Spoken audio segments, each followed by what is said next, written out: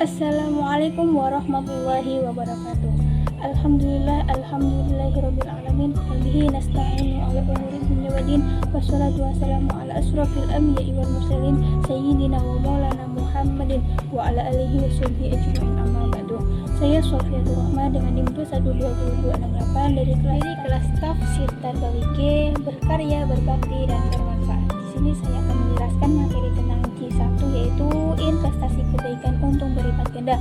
Seseorang yang berniat baik saja tapi tidak jadi melakukannya sudah mendapatkan satu pahala, seperti dalam firman Allah Quran surat Al-Baqarah ayat 261 yang berbunyi, A'udzu billahi minasyaitonir rajim.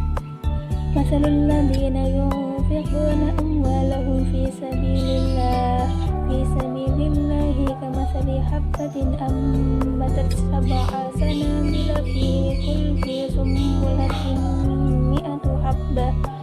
Allahu yudha'ifu liman yasha'. Wallahu wasi'un 'alim. Yang artinya perumpamaan orang yang menginfakkan hartanya di jalan Allah seperti sebutir biji yang menumbuhkan 7 tangkai. Pada setiap tangkai ada 100 biji. Allah melipat gandakan bagi siapa yang Dia kehendaki, dan Allah Maha Luas, Allah Maha Mengetahui. Quran surat Al-Baqarah ayat 261. Pada ayat ini terkait dengan Utsman bin Affan dan Abdurrahman bin Auf yang kisahnya ketika akan perang Tabuk. Nabi tidak memiliki cukup dana untuk membiayai perang Tabuk. Maka kemudian Nabi menganjurkan kepada para sahabatnya untuk memberikan sebagian hartanya. Dari anjuran Nabi tersebut, kedua sahabat itu datang dengan membawa sebagian hartanya untuk disedekahkan.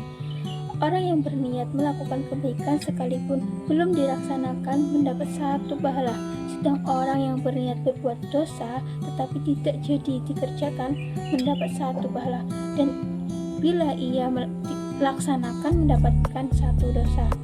Orang yang berniat baik kemudian melaksanakannya, Allah tetapkan baginya 10 kali pahala. Nah, ini adalah suatu keutamaan yang sangat besar, yaitu dengan melipat gandakan pahala kebaikan, tetapi tidak melipat gandakan atas perbuatan dosa.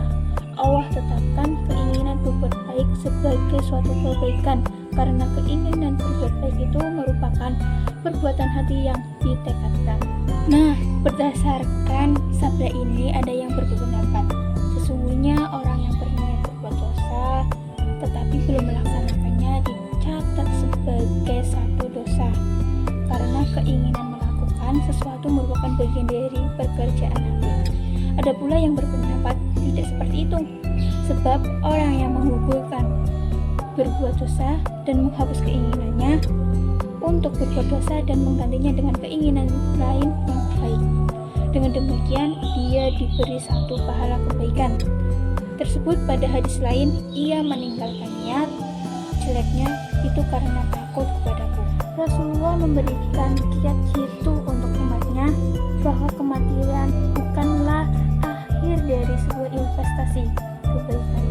Bahkan kematian bagi seorang investor akhirat merupakan petikan keuntungan dan laba investasinya di dunia.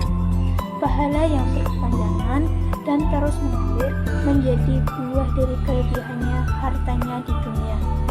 Dalam Islam, investasi akhirat itu disebut sedekah jariyah, atau investasi yang abadi.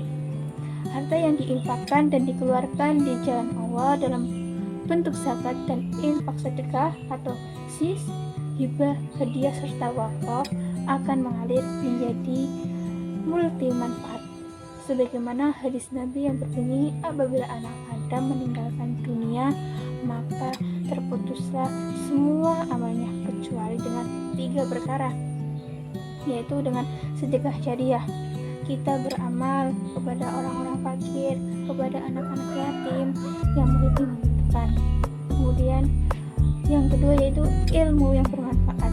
Nah, sebagai seorang pelajar, sebagai seorang pendidik, kita harus mengamalkan ilmunya agar ilmu kita bermanfaat.